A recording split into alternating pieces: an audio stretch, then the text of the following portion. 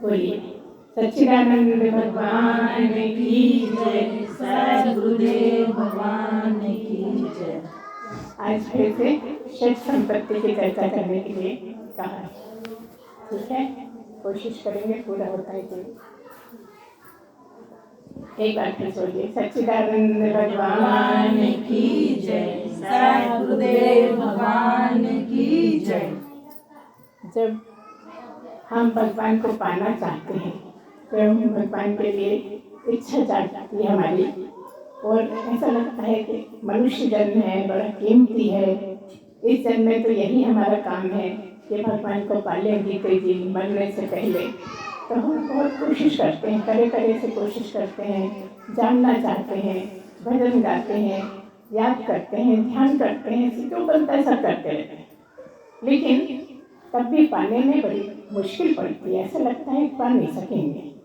तो गुरु बताता है कि यहाँ पर पात्रता हासिल करनी पड़ती है, जगत में आके पात्रता बनानी पड़ती है। परमात्मा को पाने की एक पात्रता होती है। अगर पात्रता पूरी हो जाए तो आप परमात्मा को प्राप्त कर सकते हैं बड़ी आसानी से। उस पात्रता के लिए क्या करना होता है? एक शब्द आता है यहाँ पर, उसको कहते हैं साधन चतुष्टय। सभी जानते हैं, लेकिन तब भी कहा गया है कि फिर से सुनेंगे। क्या है साधन चतुष्टय? मतलब क्या है? चतुष्टय मतलब चार, साधन मतलब चार तरीके साधन जुटाना है। साधना कहो, साधन कहो, जैसे भी आप समझ पाओ। तो चार तरीके यहाँ पर साधन जुटाने होते हैं। वो क्या होता है? सबसे पहले विवेक जगाना, सबसे पहले विवेक जगाना। फिर दूसरा वैराग्य धारण करना। तीसरा षट संपत्ति। चौथा मुमुक्षुत्व। इस तरह से चार पॉइंट हैं। पहला है विवेक जगाना। अब जब विवेक की बात सोचते हैं तो क्या सोचते हैं? विवेक मतलब बुद्धि जगाना समझते हैं, है ना? लेकिन यहाँ पर विवेक बिल्कुल अलग चीज है और बुद्धि बिल्कुल अलग चीज है। बुद्धि जगत में आती है, जगत के काम करने के लिए होती है, और विवेक परमात्मा के लिए होता है। तो ये विवेक होता क्या है? विवेक का मतलब है कि आप आत्म और अनात्म को समझो। एक है आत्म और एक है अनात्म। एक आत्मा, आत्मा को ही आत्मा कहा गया है। आत्मा को छोड़ के बाकी सारा कुछ, जहाँ भी आपका ध्यान जाए, जहाँ भी आपकी नजर जाए, जहाँ भी आप सुन पाए, जितना भी आप सुन पाए, जो भी कर पाए इंद्रियों से, वो सब क्या है? अनात्मा, है ना? एक आत्मा है जो सत्य है। आत्मा के अलावा कुछ सत्य नहीं है, बाकी सब झूठ है, अनात्मा है। इसको समझ लेना ही विवेक है। जैसे अपन कोई किसी का नाम विवेक है और उससे पूछे कि तुम्हारा नाम क्या है, तो कहेगा विवेक। अच्छा, विवेक का मतलब क्या है? तो कहेगा बुद्धि। लेकिन ऐसा नहीं है। विवेक का मतलब है आत्म और अनात्म को समझना। आत्मा को छोड़ के बाकी सब अनात्म है। कहीं भी आपका ध्यान चले जाए, सभी अनात्म है, मतलब झूठ है, गलत है। ये संसार की दृष्टि से नहीं है, ये परमात्मा को पाने की दृष्टि से समझना पड़ता है कि आत्मा क्या है और अनात्मा क्या है। ये हो गया विवेक। दूसरे नंबर पर वैराग्य। तो ये जो विवेक पूर्वक जो वैराग्य जगा ले, वो वैरागी हो जाता है। विवेक पूर्वक मतलब आत्म अनात्म को समझते हुए जो ये जान ले कि ये सब झूठ है, ये सब गलत है, ये सब किसी काम का नहीं है। काम का बस एक ही है कि मनुष्य जीवन में परमात्मा को पाना है। तो वैराग्य क्या क्या है? क्या छोड़ दें? तब तो छोड़ दें वैराग्य को। अच्छा, बिस्तर पे सोना छोड़ दें, जमीन पे छोड़ने लगे, वैराग्य क्या? अच्छा, जैनी लोग कपड़े छोड़ दें, वैराग्य क्या? बताइए, हो जाता है क्या? नहीं, यही तो समझा है कि ये सब वैराग्य नहीं है। वैराग्य क्या है? आप जो भी करते हैं उसका फल की आशा छोड़ दे, वैराग्य। हमने बहुत बार बताया, कभी आप लोग याद नहीं कर पाए ये वैराग्य, असली वैराग्य क्या है? विवेक पूर्वक जो भी करते हैं उसके फल की आशा छोड़ दे तो हो गया वैराग्य। आलू भी खा लो, बैंगन भी खा लो, कद्दू भी खा लो, सब खा लो, शेरवानी पहन लो, बढ़िया साड़ी पहन लो, पायल पहन लो, सब पहन लो, लेकिन जो करता है उसके फल की आशा छोड़ दे, वैराग्य हो गया।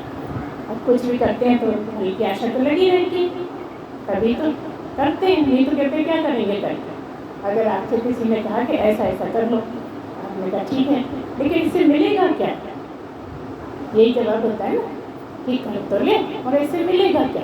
मतलब क्या? फल की आशा, फल पर नजर है। अगर आप केवल फल छोड़ दें, अपने कर्तव्य करते जाएं और सब भगवान पे छोड़ दें, कोई भी कर्म ऐसा नहीं है जिसका फल न मिले। छोटे से छोटे कर्म को लेके बड़े से बड़ा कर्म भी बिना फल के नहीं है। यहाँ हर जो भी किया उसका फल मिलता है।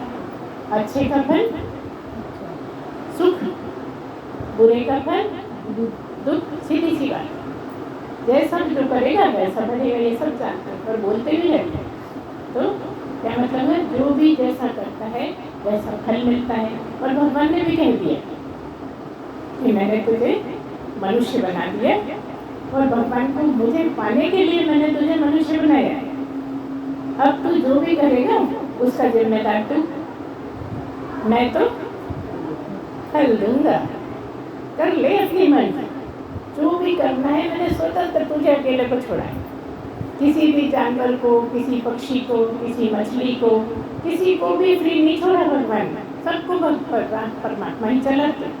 केवल छोड़ा है तो मनुष्य को छोड़ा है कि तू कर ले अपनी मर्जी, जितना चाहे कर ले, लेकिन फल मैं दूंगा। इसी को तो भूल जाता है मनुष्य, सब उल्टा सीधा करता रहता है और ये ध्यान नहीं रखता जो भी कर रहा हूँ उसका फल मिलेगा।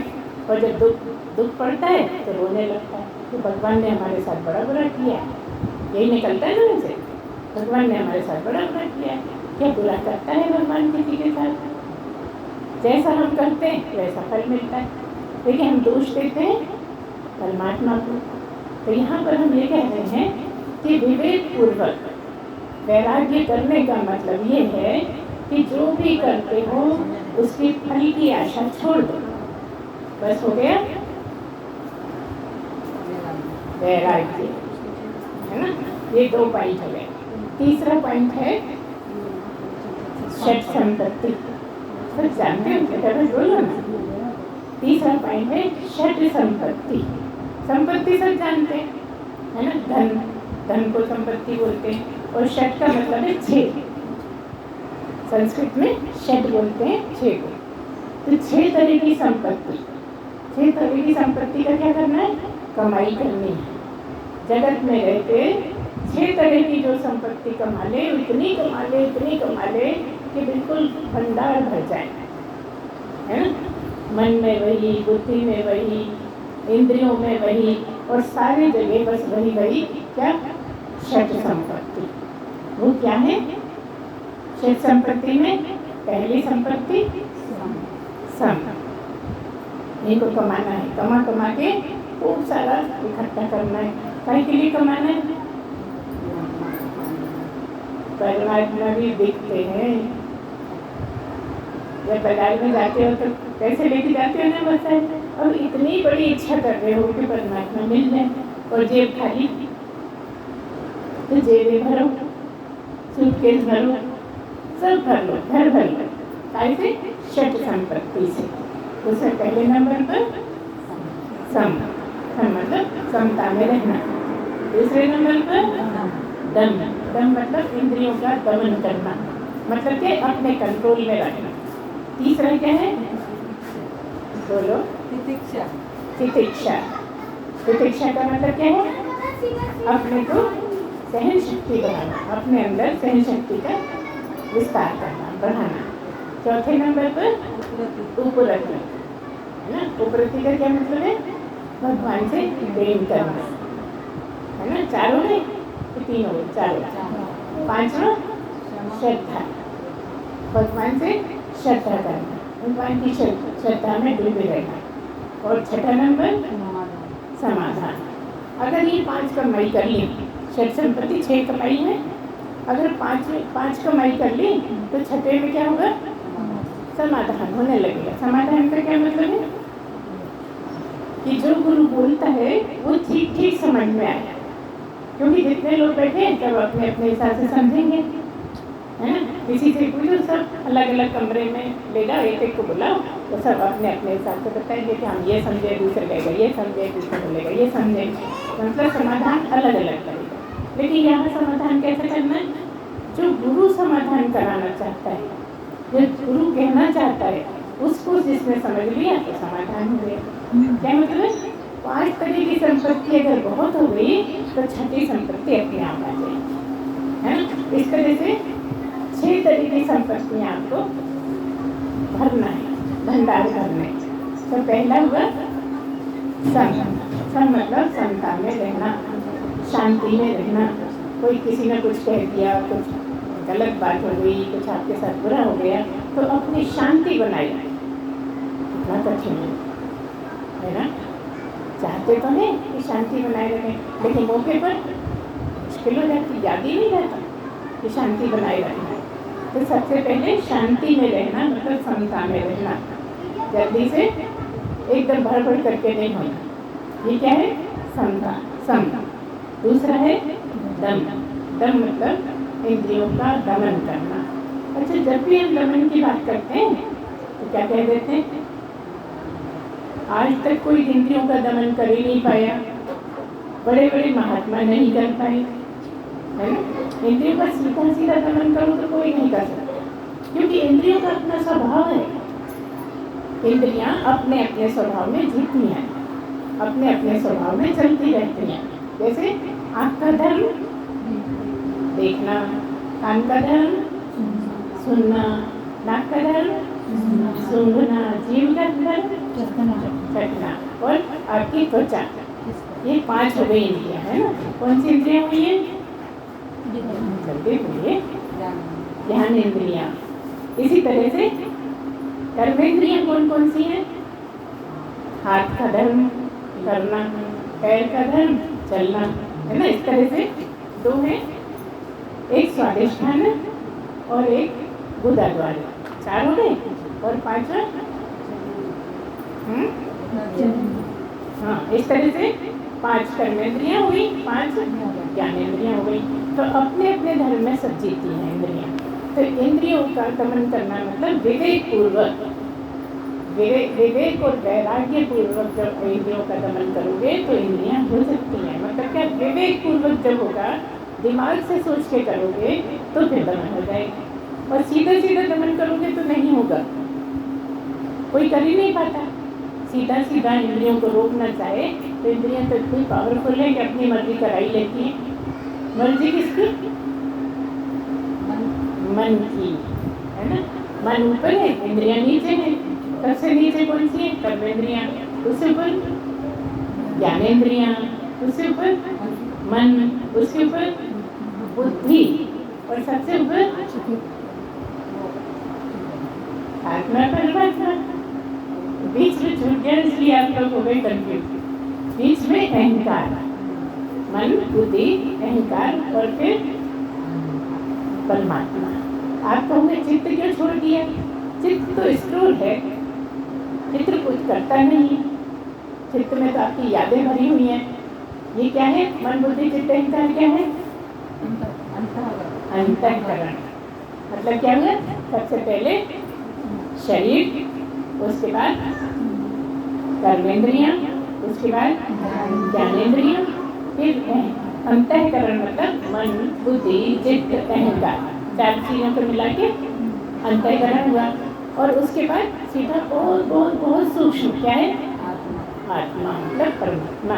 जो आत्मा सोई परमात्मा। ये बात समझना मुश्किल तो लगती है, लेकिन है वही। कहते हैं ईश्वर अंश जीव अविनाशी। क्या कहा है कि ईश्वर का जो अंश है वो जीव है, परमात्मा का जो अंश है वो जीव है। लेकिन अंश कैसे करोगे? कोई रोटी तो है नहीं कि गत्था तोड़ लो, लकड़ी है नहीं कि छिपटी निकाल लो, लोहा है नहीं कि काट लो, वो तो एक ही है और सारे में एक ही है, तो अंश किया नहीं जा सकता। लेकिन समझाने के लिए कह देते हैं कि ईश्वर का अंश ही है जीव। क्यों कह देते हैं? क्योंकि पूरा ईश्वरीय है। अगर वो समझ लेता है ईश्वर को तो ईश्वरीय हो जाता है। ये विशेषता किसकी है? मनुष्य की, केवल मनुष्य की है कि जाना ही तुम्हें हो ही जाए, है ना? क्या है यहाँ पे? अगर परमात्मा को जान लिया तो परमात्मा ही हो गए। और इसीलिए सद्गुरुदेव भगवान की देखो कैसा ही है, जैसे तुम वैसे ही दो आंखें, वैसे ही दो हाथ, दो पैर, नाक, सब कुछ वैसे, लेकिन तब भी एक जीव है और एक भगवान है। इसलिए लोगों को भरोसा नहीं होता। वो तो अपने आप को गुरु समझती हैं, वो तो अपने आप को गुरु बताती हैं, तो हमारी जैसी काई की गुरु है, किसी काम की नहीं, बस गवर्नर बना रखा है गुरु का, है नहीं गुरु। कई लोगों को ऐसी शंका होती है, जो नहीं जानते उनको तो यही लगता है काई के गुरु। जो जानते हैं, जो समझते हैं, जिनमें गुरु से मिले हुए हैं, समझ में आती है बात तो समझ लेते हैं, क्योंकि सब कुछ एक सही है। जैसा सदगुरु है वैसा ही जीव है। लेकिन अंतर क्या है सदगुरु में और जीव में? अंतर क्या है? एक ने परमात्मा को जान लिया तो परमात्मा ही हो गया, और जीव ने परमात्मा को नहीं जाना इसलिए जीव है। क्यों है जीव? क्योंकि इस शरीर को मैं कहता है, बस इसलिए जीव है। अंतर क्या है? ये जीव कहता है ये मैं हूँ, और सद्गुरु कहता है ब्रह्म हूँ, मैं जीव हूँ ही नहीं, मैं शरीर हूँ ही नहीं, मैं शरीर को मैं नहीं मानता, मैं तो शरीर से अलग हूँ, मैं नहीं मरने वाला हूँ। और जीव कहता है मैं मरने वाला हूँ, मैं मर जाऊंगा। जीव का परिभाषा ये है कि जो ये माने कि मैं मर जाऊंगा वो जीव है। और सद्गुरु कहता है मैं कभी मरता ही नहीं, मैं कभी मरा ही नहीं, ना मैं आगे मरूंगा। हाँ ये भी कह सकता है मैं पैदा तो हुआ था, हाँ की बात है, ज्ञान बाद में हुआ, पैदा तो हुआ था, मतलब उस टाइम में शरीर को समझता था मैं, इसलिए पैदा तो हुआ था लेकिन मरूंगा नहीं। बस इतनी ही सी बात है कि क्यों नहीं मरूंगा? क्योंकि मैं शरीर हूँ नहीं, और मरने वाला शरीर। मैं जब शरीर नहीं हो तो मैं काहे को मरूं? मरे मेरे दुश्मन भी ना मरे, लेकिन कहावत तो है ना, मैं काहे को मरूं? तो क्या मतलब है? कोई सद्गुरु कभी नहीं कहेगा कि मैं मर जाऊंगा। समझाना भी पड़ेगा, तो समझाने के लिए तो बोल सकता है, लेकिन उसे बिल्कुल क्लियर हो गया कि मैं मरता ही नहीं, मुझे कोई मार सकता ही नहीं। यही तो कारण है कि हमें बिल्कुल डर नहीं लगता। वैसे भी अकेले तो अकेले हैं, हमें डर लगता ही नहीं कि कोई कुछ कर देगा, कोई कुछ मार देगा।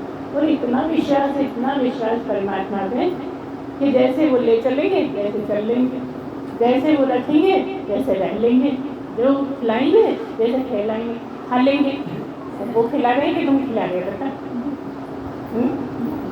जबरदस्ती खिला तो हम रहे, उसको जबरदस्ती है। लेकिन सब तो ये क्लियर है कि वो जो चाहता है वो जिससे चाहता है और जैसे चाहता है वैसे करा लेता है। ये हम रोज परखते हैं कि कई बार हम बहुत सोचते हैं कि ऐसा करेंगे, वैसा करेंगे, वैसा करेंगे, लेकिन कोई वही जो राम रच रखा, जो राम ने रच रखा है उसको छोड़ के कुछ हो ही नहीं सकता।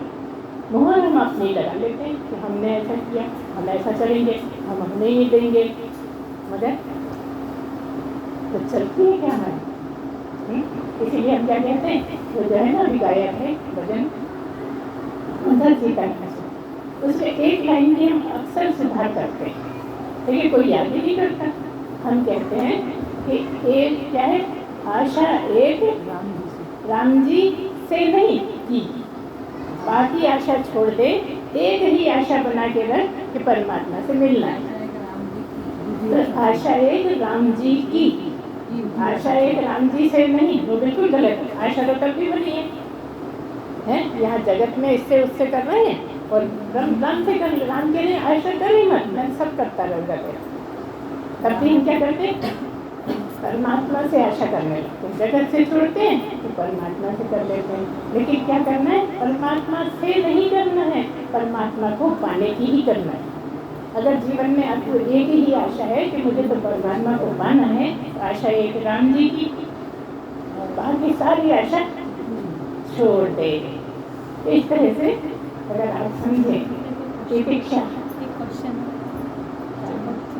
तो आशा एक राम जी से, बाकी से नहीं।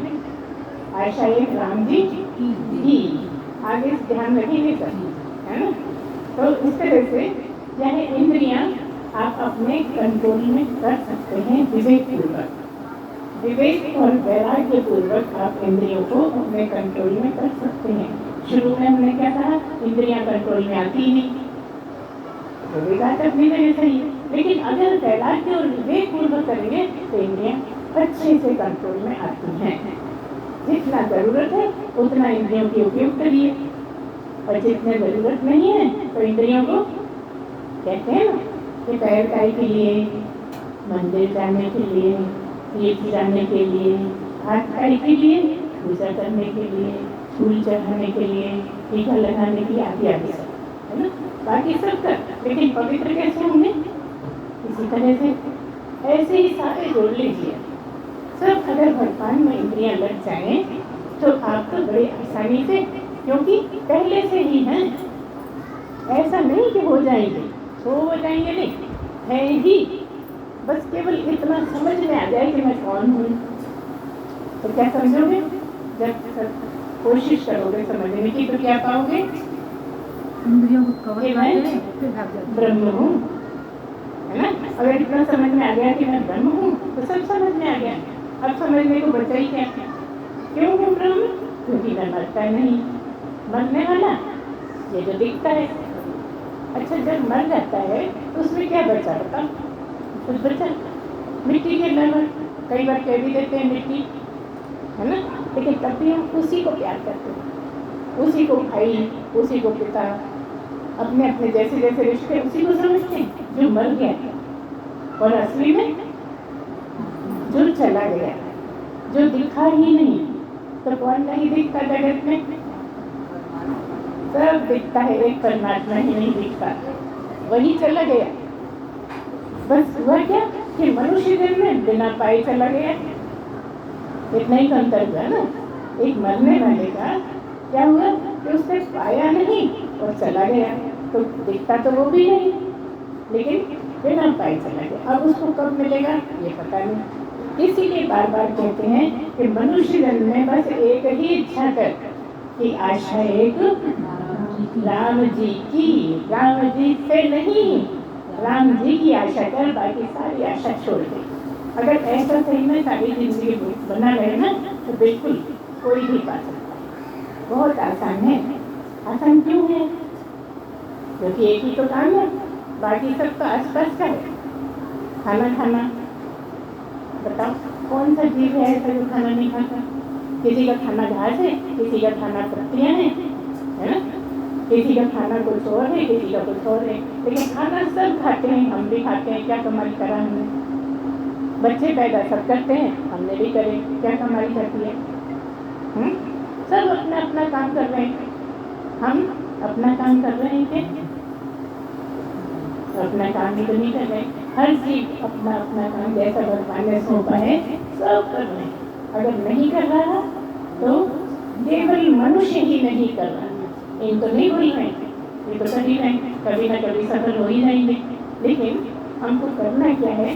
केवल एक भगवान की याद में रहना। और हम ये नहीं कहते कि काम नहीं करो, सब अपने अपने काम करते रहो। काम तो करना जरूरी है। किसके लिए? इसको लेके बैठे हैं ना, इसका पेट भी भरना पड़ेगा, इसको कपड़े भी पहनाने पड़ेंगे, लेकिन ये मैं हूँ ये छोड़ दो।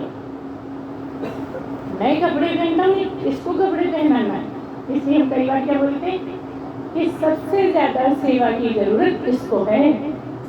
अगर इसको ठीक रख पाओगे तो इधर की सेवा कर पाओगे, इसकी सेवा नहीं करोगे तो दूसरे की कैसे कर पाओगे? काम तो यही करता है, मैं करता नहीं। कौन नहीं करता? ब्रह्म कुछ करता नहीं।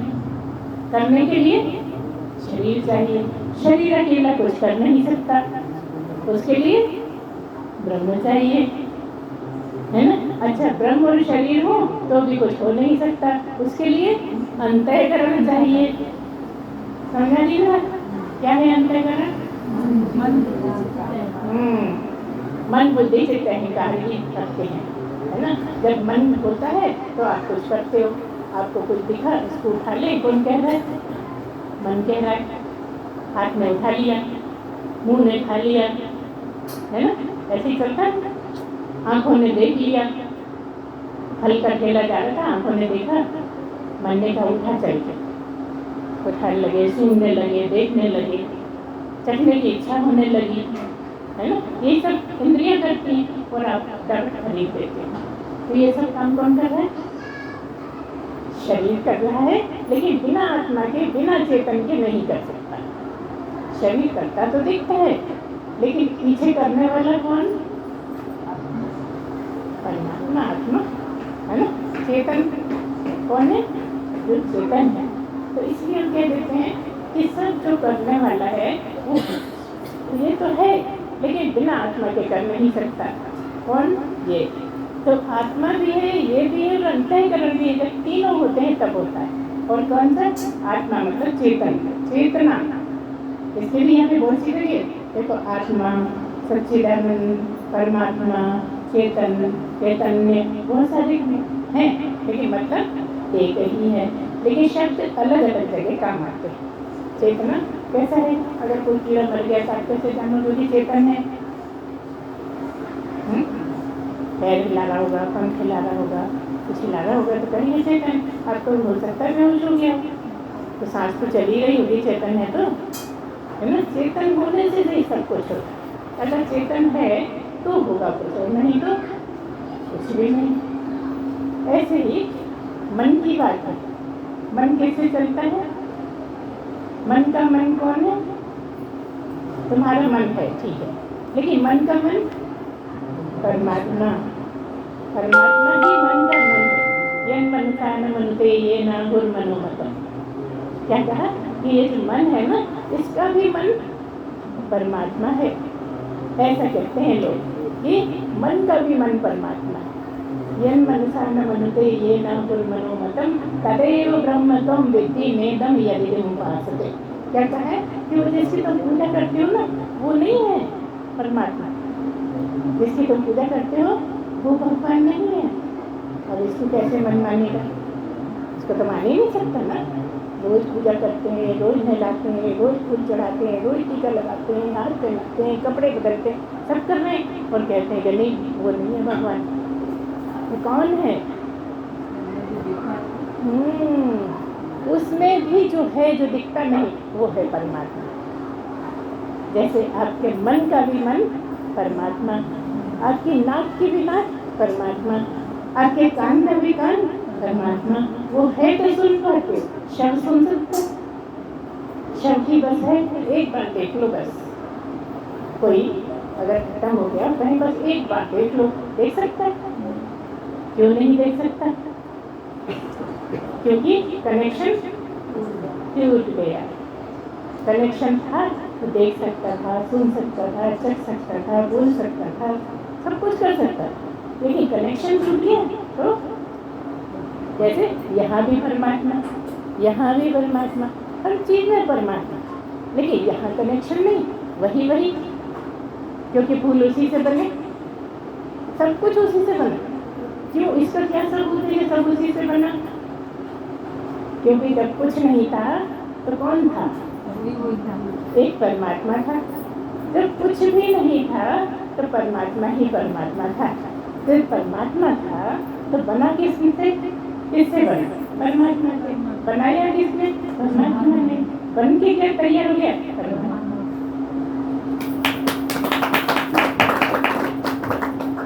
मिट्टी थी, घड़ा पहले नहीं था, मिट्टी थी, मिट्टी से घड़ा बन गया, ठीक है ना। मिट्टी से घड़ा बन गया। अब बताओ, घड़े में मिट्टी है कि नहीं? मगर क्या कहते हो? घड़ा। ये तो घड़ा है, मिट्टी थोड़ी, मिट्टी तो ये पड़ी। अच्छा, घड़ा टूट गया, अब क्या कहते हो? मिट्टी। तीनों कालों में मिट्टी ही मिट्टी है, ऐसे ही तीनों कालों में परमात्मा ही परमात्मा है। जब कुछ नहीं था तब भी परमात्मा, जब कुछ है तब भी परमात्मा, जब कुछ नहीं रहेगा तो भी परमात्मा। जहाँ कुछ नहीं दिखता वहाँ भी परमात्मा, जहाँ कुछ दिखता है तो भी परमात्मा। लेकिन क्यों दिखता है? होकर दिखता है। बात समझ आ रही? होकर दिखता है, घड़ा होकर दिखता है तो मिट्टी ही। पहले भी मिट्टी थी और बन गया तो भी मिट्टी। मिट्टी के अलावा है कुछ उसमें? बता। एक सुंदर सा मुंह बना दिया, गोल गोल बड़ा है, मुंह छोटा है, सुंदर है, गर्दन बड़ी अच्छी है, ये सुराही ही है, मगर है क्या? मिट्टी। क्या मतलब है? जब भी किसी को देखो तो याद क्या है? परमात्मा। बस यही तो है कुंजी। इतना आसान परमात्मा को समझना पाना कि जब भी किसी को देखो तो देखते किसको? जो नहीं दिखता। मगर क्या कहते हो? ये मेरा भाई, ये मेरी बहन, ये मेरा बेटा, ये मेरा पड़ोसी। और जब कोई अच्छा बिहेव नहीं करे तब उसको परमात्मा कैसे मानेंगे? तो इस तरह से आपको क्या करना है? बस जब भी कुछ दिखे तो परमात्मा, सुनाई दे तो परमात्मा, न सुनाई दे तो परमात्मा। क्योंकि जब कुछ नहीं था तब भी परमात्मा था, है ना? जब कुछ नहीं रहेगा तब भी परमात्मा रहेगा। हर जगह परमात्मा। जहाँ कुछ नहीं दिख रहा वहाँ भी परमात्मा। जैसे यहाँ भी परमात्मा, यहाँ भी परमात्मा, और दोनों के बीच में तो नहीं है ना? हर जगह परमात्मा। एक परमात्मा ही तो ऐसा है जो हर जगह। अगर न दिखे, मान लो दिखने लगे तो फिर और कुछ दिखेगा क्या? मान लो परमात्मा हरे रंग का हो तो फिर हरे रंग के अलावा और कुछ दिख रहा है क्या? क्योंकि तो हर जगह, इसीलिए तो नहीं दिखता। वो दिखने लगा तो और कुछ दिखने वाला ही नहीं है, क्योंकि वो नहीं दिखता इसलिए सब कुछ दिखता है। और यही कारण है कि परमात्मा नहीं दिखता। परमात्मा सब कुछ अनुभव में आता है, बोलना अनुभव में आता है, सुनना अनुभव में आता है, लेकिन अनुभव में नहीं आता तो परमात्मा नहीं आता। और तब भी कहते हैं अनुभव से गुजर गए। प्राप्ति कैसे हुई? प्राप्ति कब हुई? जब अनुभव से गुजर गए। वो अनुभव कैसा था? जैसे गहरी नींद में आपकी स्थिति थी, ऐसे जगते में आपकी स्थिति बन जाए तो हो गए आप पूर्णता को प्राप्त। कि जग भी रहे हो और स्थिति सोने की हो जाए, ऐसे कैसे विश्वास होगा? उसको जागते में तुम स्थिति को याद करके तो देखो सोने में हम कैसे थे। किसी को पता है क्या सोने में हम कैसे? जागने के बाद तो जागने की स्थिति पता लगती है, सोने की तो कोई स्थिति समझ ही नहीं सकता। सपने की तो समझ में आता है ना? सपने की बात ही समझ में कैसा देखा, ऐसा देखा, ये करा, वो करा, सब कुछ समझा। और जागने के बाद फिर पता लगता है ऐसा वैसा देखा। अच्छा, सोते में जब सपना देख रहे थे जब कितना सच था बताइए? सोते में सपना देख रहे थे तो कितना सच था? 100%। और नींद खुली तो कितना सच है? 0। कुछ सच नहीं, खुद ही हंस रहे। अभी सपने में पिटाई पड़ गई थी और हंस रहे कि अभी कोई पिटाई नहीं है। जेब कट गई, खूब जोर जोर से रो रहे थे, रोते रोते नींद खुल गई। बता, पिटे थे क्या? जेब कटी थी क्या? कुछ नहीं, लेकिन सब कुछ संसार बसा लिया। कब बसा लिया? सपने में। ऐसे ही यहाँ पर भी तुमने संसार बसा लिया और उलझे पड़े। और जितना जितना सुलझाते उतने उतने उलझते चले जाते। तो सुलझते बनता ही नहीं, सुलझाते बनता ही नहीं है। ऐसी पहेली जो जितना सुलझाओ उतने उलझते जाते हैं। इसीलिए षट संपत्ति की आवश्यकता होती है। ये पात्रता आप ध्यान करिए, ये सब कमाई कर करके षट संपत्ति इतनी भर लीजिए कि आपको पात्रता प्रदान हो जाएगी। और जब पात्रता प्रदान होगी तो क्या होगा? कि परीक्षा के बाद ऊपर आती है ना, भूल गए आगे को। उपरति का मतलब है उप मतलब समीप, रति मतलब प्रेम, परमात्मा से प्रेम करना। देखो एक उपासना होता है, उपासना का क्या मतलब है? उप मतलब समीप, आसन, परमात्मा के समीप आसन डालने को उपासना बोलते हैं। इसी तरह से उपरति का मतलब है उप मतलब समीप, रति मतलब प्रेम, परमात्मा से प्रेम करना ही उपरति है। दूसरा शब्द है उपराम, जगत से उपराम हो जाओ, परमात्मा से उपरति करो, है ना? उपराम मतलब जगत में ज़्यादा नहीं उलझो, करो सब कुछ, जितना ज़्यादा करोगे उतने ही कर्म कटेंगे। कई लोग सोचते हैं कि हम तो भाई परमात्मा के लिए बैठे हैं, अब हम कुछ नहीं करते। क्यों नहीं करते? हमें तो परमात्मा पाना है। अब जब करोगे ही नहीं तो कर्म कैसे कटेंगे? कर्म कटेंगे ही नहीं तो फिर कैसे परमात्मा को पा सकोगे? आपने जीवन ही व्यर्थ कर दिया। इसलिए जितना भी ज़्यादा से ज़्यादा जो काम करते हैं उनके कर्मों का अंत हो जाता है। इसलिए यहाँ पे कर्म करने का बहुत क्या बोलना चाहिए, विशेषता है। कर्म करे जाइए और ईमानदारी से करिए, और मैं करता हूँ इसको भूल जाइए। और ये कितना करिए, मैं ही तो करता हूँ, मैं ऑफिस जाता हूँ, मैं वहाँ का काम संभालता हूँ, मैं खाना बनाती हूँ, मैंने ऐसा किया, मैंने वैसा किया, यही गाते रहते हैं। और हम क्या कह रहे हैं? कुछ करा ही नहीं, उसका भी हो गया इनकार। मुश्किल तो यही है यहाँ पे, मैं करती हूँ या मैं करता हूँ, ये भी अहंकार। मैं कुछ नहीं करता, ये भी अहंकार। अब बताओ कैसे करें? ना मैं करता, ना मैं करता, नहीं करता, हो रहा है। अच्छा हो रहा है कि नहीं हो रहा है? पेड़ में फूल लगे तुमने लगाए, अच्छा कली खिल गई तुमने खिलाई, सब हो रहा है। ऐसे ही तुम्हारा भी सब हो रहा है।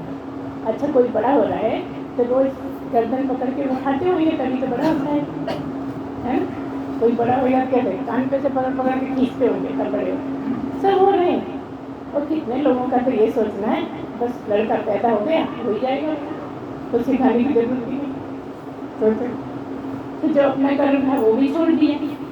इस तरह से हम ये इसलिए बोल रहे थे कि सब होता रहता है। ऐसा भाव हो जाए कि ना तो मैं करता हूँ कि मैं उलझूं, और ना मैं नहीं करता मैं उलझूं, सब हो रहा है, सब भगवान की कृपा से। कहा ना एक दो दिन में मैं कुछ करता नहीं, सब कौन करा रहा है? परमात्मा ही करा रहा है ना? सब उसकी कृपा से हो रहा है। तो उसकी कृपा से हो रहा है, ऐसा अगर आपके मन में आ जाए तो क्या हो? उपराम हो जाओ जगत से। सब जो होना है वो हो रहा है, होता रहेगा, होके रहेगा। और आप कितना भी चाहोगे जरूरी नहीं है कि हो जाएगा। हो गया तो हो गया, नहीं हुआ तो नहीं हुआ। अच्छा फिर कराने को भी परमात्मा खुदा के करता ही क्या? वो तो दिखता ही नहीं, करेगा कहाँ से? किससे करवा लेता है?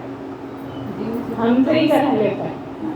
हम मोहर लगा देते हैं कि मैंने किया, बस यही गड़बड़ हो जाती है। जहाँ आपने कहा मैंने किया, अहंकार आया, और जहाँ अहंकार आया वहाँ परमात्मा दूर हो गया।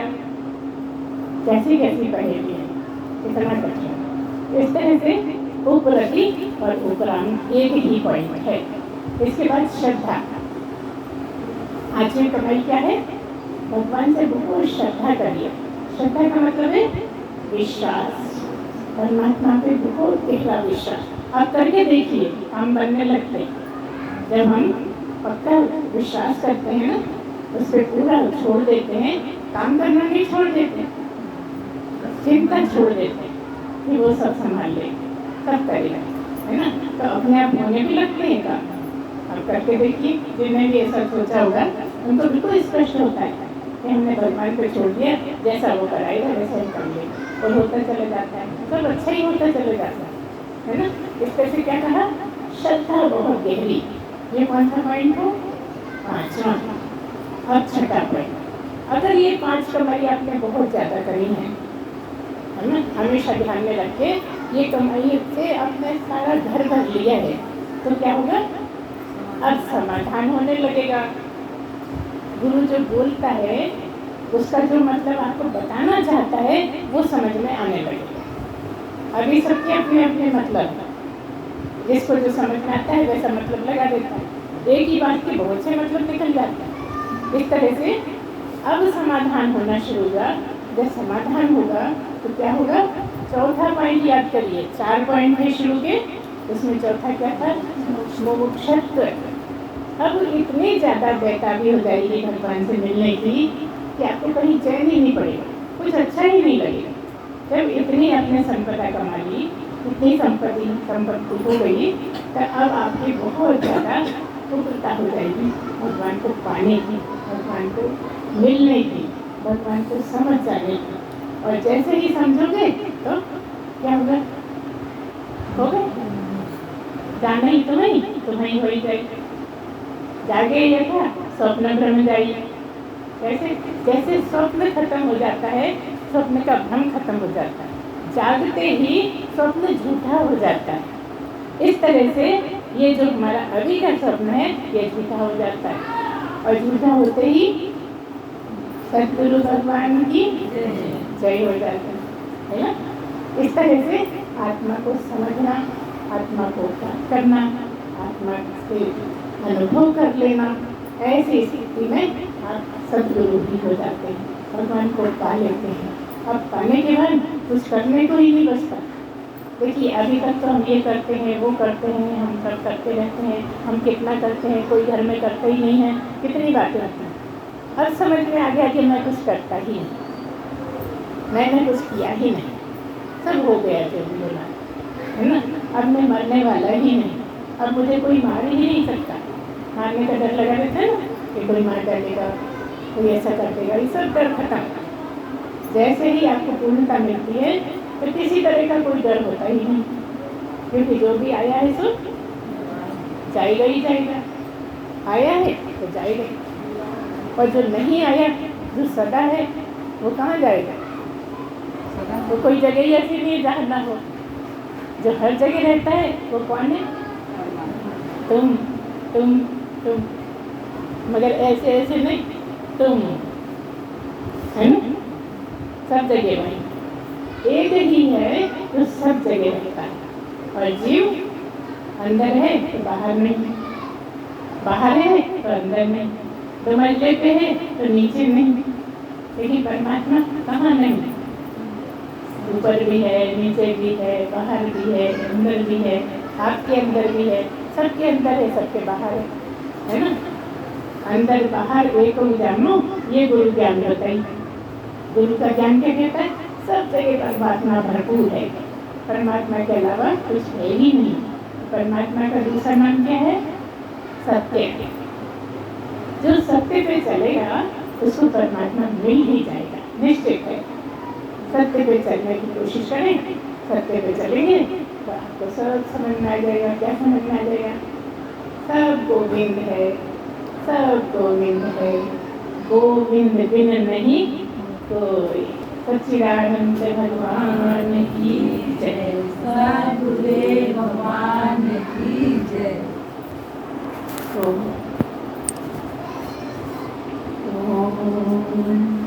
पूर्णमदः पूर्णमिदं पूर्णात् पूर्णमुदच्यते पूर्णस्य पूर्णमादाय पूर्णमेवावशिष्यते। ॐ शान्ति शान्ति शान्ति। सच्चिदानंद भगवान की